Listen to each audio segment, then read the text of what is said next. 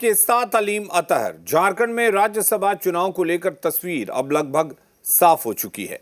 नामांकन के आखिरी दिन इंडिया गठबंधन के दोनों उम्मीदवारों ने अपना पर्चा दाखिल किया, लेकिन इस चुनावी मुकाबले को सबसे ज्यादा दिलचस्प बना दिया है निर्दलीय और बीजेपी समर्थित उम्मीदवार परिमल नाथवानी की एंट्री ने। एक तरफ गठबंधन दोनों सीटों पर जीत का दावा कर रहा है, तो दूसरी तरफ नाथवानी सीमित समर्थन के बावजूद जीत का भरोसा जता रहे हैं।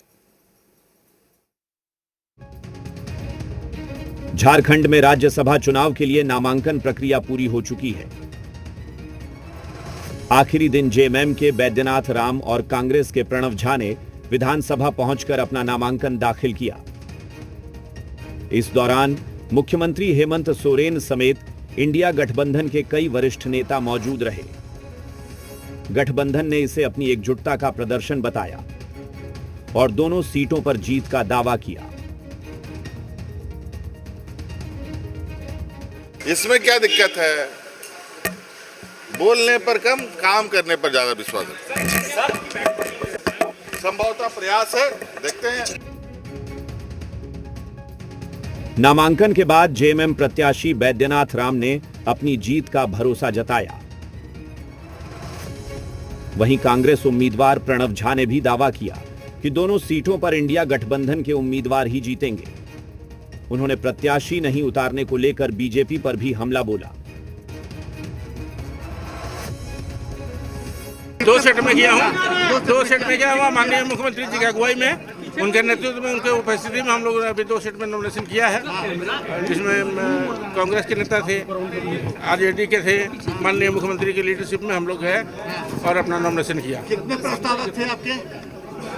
2 सेट में 2 सेट में 20 प्रस्तावक थे आपके। तो जीत आपकी लगभग तय है? दोनों की जीत पक्की है। हम लोग की गठबंधन के दोनों प्रत्याशियों की जीत पक्की है। हम पूर्ण विजय हासिल करेंगे। जो आश्चर्यजनक बात है कि झारखंड की पवित्र बिरसा मुंडा की भूमि को नरेंद्र मोदी और अमित शाह फिर से मैली करने की कोशिश कर रहे हैं। उनके पास कोई अपना व्यक्ति नहीं मिला, कोई उम्मीदवार नहीं मिला, तो किसी धन पशु को पकड़ कर लाए हैं। और ये चुनौती है यहाँ के आदिवासियों के, यहाँ के मूलवासियों के, यहाँ की पवित्र भूमि को। राज्यसभा चुनाव की इस सियासी बिसात पर एक नया मोड़ लेकर आए हैं निर्दलीय और बीजेपी समर्थित उम्मीदवार परिमल नाथवानी। सीमित विधायकों के समर्थन के बावजूद नाथवानी ने अपनी जीत का दावा किया है। उनका कहना है कि सभी दलों के नेताओं से उनके अच्छे संबंध रहे हैं और झारखंड के लिए किए गए उनके काम उन्हें फिर से राज्यसभा पहुंचाएगी। आज मैं जो यहाँ आया हूँ तो मुझे समर्थन मिला है बीजेपी के तरफ से, बट मेरा सभी पार्टियों से मेरा नाता पहले से ही रहा है, चाहे जेएमएम हो या कांग्रेस हो या निर्दलीय हो, कोई भी आंसू था सब पहले। तो मेरे लिए कोई नई एरिया नहीं है और मैंने जो काम किया है झारखंड में, ये आपको सबको परिचित है।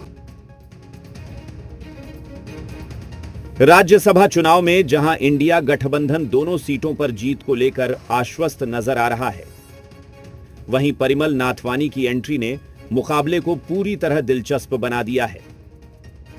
अब सबकी निगाहें चुनावी गणित, क्रॉस वोटिंग की संभावनाओं और नतीजों पर टिकी हैं। कामरान, जी मीडिया, रांची। राज्यसभा चुनाव को लेकर झारखंड की राजनीति गर्मा गई है। जेएमएम महासचिव सुप्रियो भट्टाचार्य ने बीजेपी पर राजनीतिक कुंठा और पैसे के खेल की आशंका का आरोप लगाया है। वहीं कांग्रेस और जेएमएम के बीच किसी भी तरह की नाराजगी से इनकार करते हुए उन्होंने गठबंधन की एकजुटता का दावा किया है। वहीं परिमल नाथवानी भी अपनी जीत को लेकर आश्वस्त नजर आ रहे हैं। मंत्री संजय यादव ने विपक्ष पर तंज कसते हुए कहा कि आरजेडी के नेता गद्दारी नहीं करते और इस सवाल का जवाब दूसरे लोगों को देना चाहिए।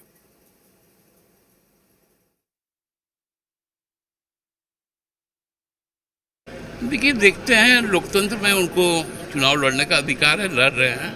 लेकिन ये अनैतिक लड़ाई है। इस प्रकार की लड़ाई को प्रायोजित करना, प्रोत्साहित करना, ये भाजपा का राजनीतिक कुंठा है। तो हमको लगता है भाजपा को इन सब चीज़ों से परहेज करना चाहिए। भारतीय जनता पार्टी पुनः उसी दलदल में, उसी ये कलंक में हमें कलंकित करने का उन्होंने प्रयास किया है। इनको समर्थन देके और ये हॉर्स ट्रेडिंग को एकदम स्पष्टता जिसे कहा जाए कि हॉर्स ट्रेडिंग को ये बढ़ावा दे रहे हैं। आप जो बोलते हैं नॉमिनेशन में नाम नहीं आया, ऐसा नहीं है ना। आपको देखेंगे तो वोट सबका आएगा ही मुझे। हाँ जी, 100% कॉन्फिडेंट हूँ मैं। ठीक है, थैंक यू। हम लोग जब प्रस्तावक बन गए तो आपको क्या लगता है हम लोग हिलने वाला है, हटने वाले हैं? नाथवानी जी की भी एंट्री हो गई है। भाई कोई आवे, हम लोग को कोई फर्क नहीं पड़ता है, क्योंकि हम लोग लालू यादव के सिपाही हैं, तेजस्वी यादव के सिपाही हैं। और राष्ट्रीय जनता दल कभी गद्दारी करने सीखा ही नहीं है। बाकी लोगों से पूछिए।